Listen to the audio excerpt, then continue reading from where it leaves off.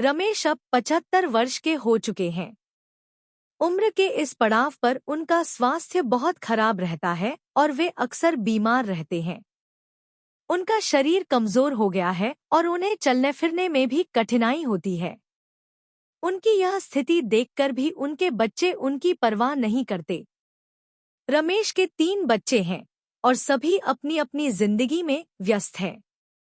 उनके बेटे बड़े बड़े शहरों में नौकरी कर रहे हैं और बेटियां अपनी गृहस्थी में लीन हैं। बूढ़े पिता रमेश ने जीवन के कई साल अपने बच्चों को पालने पोसने और उनकी अच्छी परवरिश में बिता दिए। लेकिन अब जब उन्हें अपने बच्चों की सबसे ज्यादा जरूरत है तो उनके बच्चे उनके पास नहीं हैं। रमेश के बच्चे केवल त्योहारों या विशेष अवसरों पर उनसे मिलने आते हैं, लेकिन उनकी देखभाल के लिए कोई नहीं है।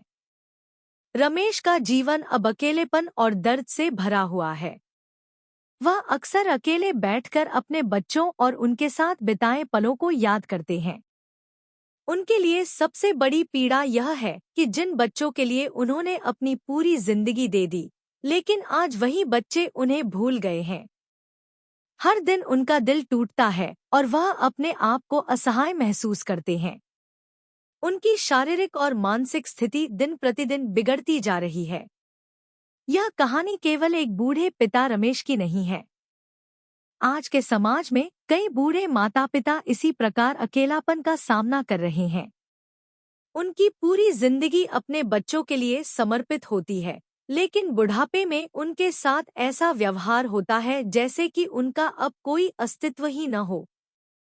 यह समाज की एक विडंबना है कि माता पिता, जिन्होंने अपने बच्चों को सब कुछ दिया, बुढ़ापे में उन्हीं बच्चों से प्रेम और सम्मान की उम्मीद नहीं कर सकते।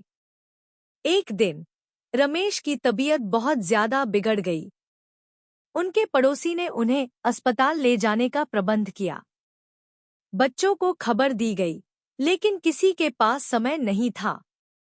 कई दिनों तक अस्पताल में रहने के बाद रमेश को महसूस हुआ कि उनके जीवन में अब किसी की परवाह नहीं है।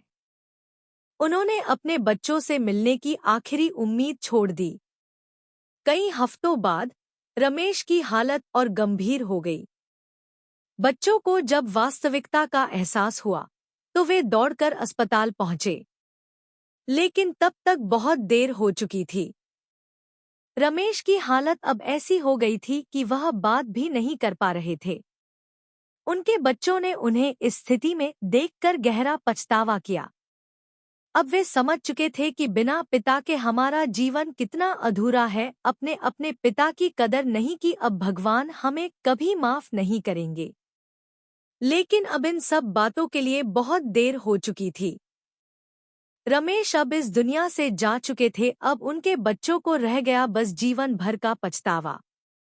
इस दर्दनाक कहानी से हमें यह सीख मिलती है कि माता पिता के प्रति कृतज्ञता और सम्मान जीवन का एक महत्वपूर्ण हिस्सा है।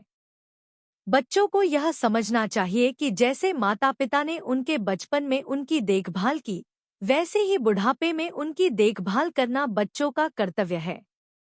बुढ़ापा किसी के लिए भी कठिन होता है और इस समय में बच्चों का सहारा सबसे बड़ा समर्थन होता है।